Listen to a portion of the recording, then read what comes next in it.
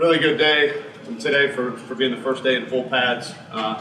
Had some live tackling at the end of practice in a scrimmage, not a scrimmage, but a move the ball situation, and I thought our guys responded well, both sides of the ball. We played really, really hard and flying around. We're well ahead of where we were this time last year, but we've got to continue that, obviously. You're not going to know a whole lot about your team. They're still fresh, and everything's still exciting. You know, it just hasn't, the groundhog day of training camp really hasn't set in just yet. But you know, I'll say it again. I think the NCAA with the day off once a week, I think, has really helped our energy levels and our recovery level. And injuries. Tristan Houston landed on a football bruised rib, but should be okay in a couple days once that thing heals. Question. Being well ahead of where you were this time last year, where does that put you guys? Better than we were last year. I mean, I'm not being. I don't know where does it put us. I don't.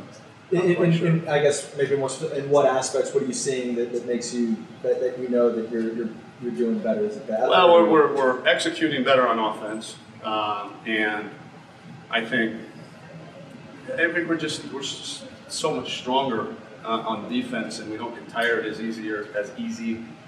We don't wear down. You know, late in practice, we're still flying around and hitting people. So those are probably the two biggest areas I see. You saw DeMarvion working at linebacker. Was that special about him, his skill set allows him to work at both safety and linebacker? Well, yeah, because I haven't talked to you guys, Jeffrey McCulloch is actually strained a pec, and so he'll be out for a couple weeks, and so we're already thin in that linebacker room, and so we felt that he's the closest young guy to being suited to play that position. It's not a permanent move yet, but we need bodies there to take reps, and he's more than willing. He was excited about it because it gets him on the field, it gets him playing football, and so when Jeff gets back, we'll figure out what we're doing from there. You said you're going to crank up Trey Watson by Tuesday, Wednesday. What do you see out of that? We haven't cranked him up yet. We're going to test his. He's going in 7-on-7. He's going through individual. He's going through all non-contact drills. But in team, we're going to test his strength levels in his legs again on Monday, and then hopefully by that, those strength levels test closer to even enough to where the medical staff feels like he can be tackled and be in a live environment. What are the expectations for finish? I see you have the big squat and everything. What are you looking for this year? Well, again, he's going to be a true sophomore that only played a handful of snaps last year on special teams and in certain situations on defense. I think he's one of our more explosive pass rushers. So I would expect him to, that's a crowded area to be in terms of pass rushing on our team. So I think the expectation is for him to play,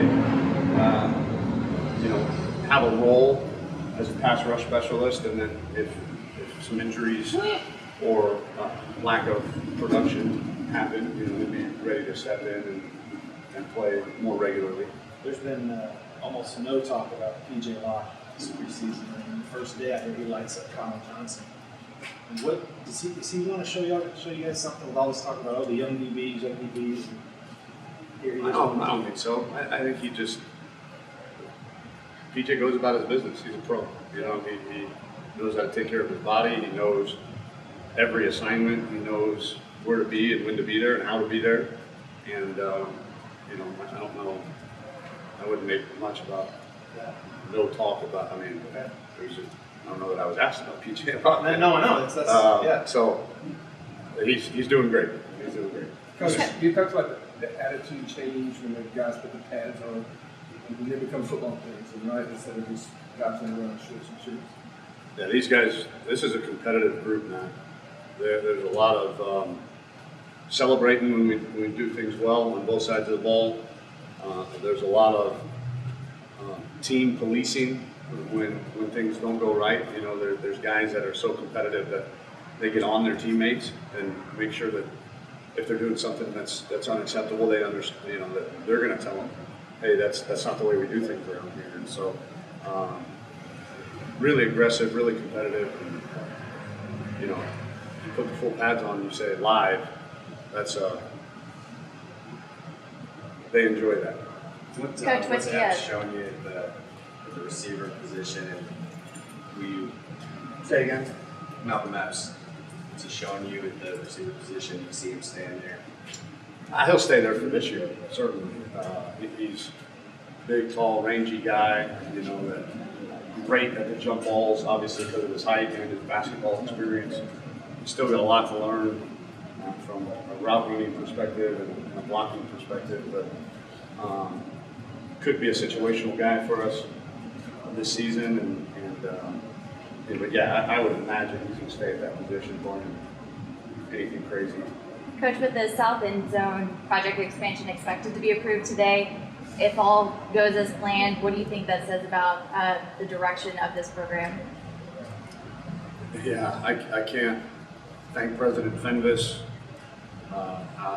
Chris Delcani enough for recognizing the necessity for that, for the necessity to give our players as good of a facility to train in as there is in the country. And the neat thing about that project is it serves multiple purposes. It improves our game day atmosphere.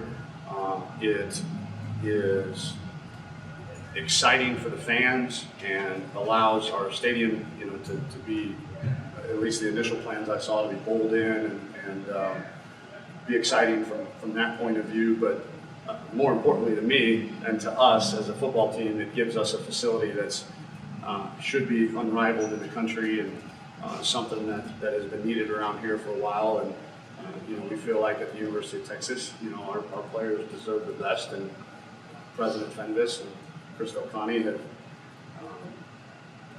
made sure that they agree with me and us about that, and I'm excited about moving forward on that project. What's the most exciting part of it? You got field suites, you have a club that can run through, you're going to get new offices out of the deal. Just the amenities for our players. Really?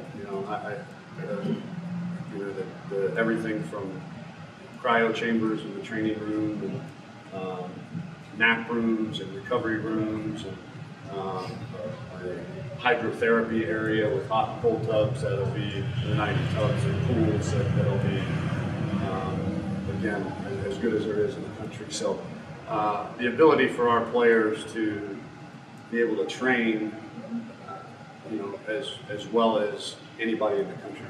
Are there any guys that are jumped out to you, the guys that caught your attention, like, it's pretty good? I mean, we're doing good. I mean, I know you guys are going to ask that question a lot, but it's hard for me to answer that without leaving guys out, and I don't want to answer that question because there's too many to name, and I'm sure I'm going to forget some. So you can't answer it. Let me ask you another one. You haven't seen Kirk Johnson play a lot. He's now out there in the field. Just give me your impressions of him so far.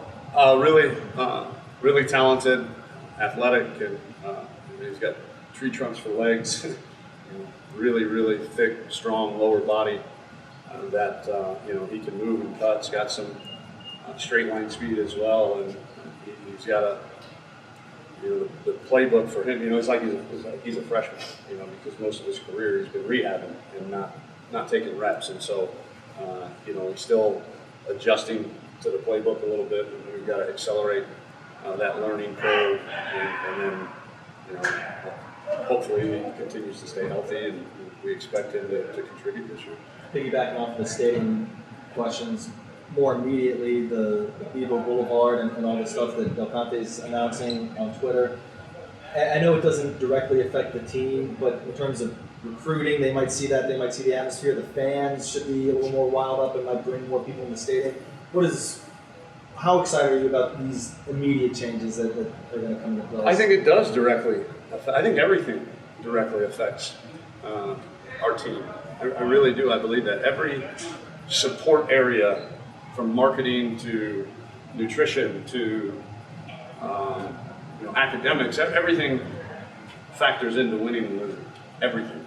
And this is just one piece that we're really excited about. I hope our fans are as excited as we are about it. I mean, this is going to be, the way college football is supposed to be. It's going to be a celebration of our university on 6 Saturdays a year, and bring alumni back, bringing fans back, and having a place to really enjoy themselves and fellowship with each other, and again celebrate the University of Texas for an entire Saturday.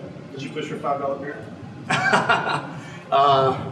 No, I didn't push for it. I didn't even know what the price of beer was, to be honest with you. Right. But time for two last ones? But funny though, talking about game day atmosphere, that's a big thing that fans have been hammering the administration about. It's lower concession prices, both in and out of the stadium. I know that's a simple thing, but you talk about they get feedback, they've been getting hammered about that. I mean, how much input have you had on little things like that? I mean, the music that they're going to play, and all that. We changed the music obviously last year. That I felt like pregame music. I felt like we were moving mountains when we got that done. And again, anything that we can do to enhance our game day experience, as we like to call it, the fan experience, our fan interaction with our team.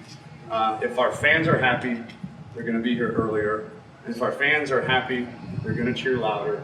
If our fans are happy, they're going to stay later. And so, that's we're in the entertainment business, and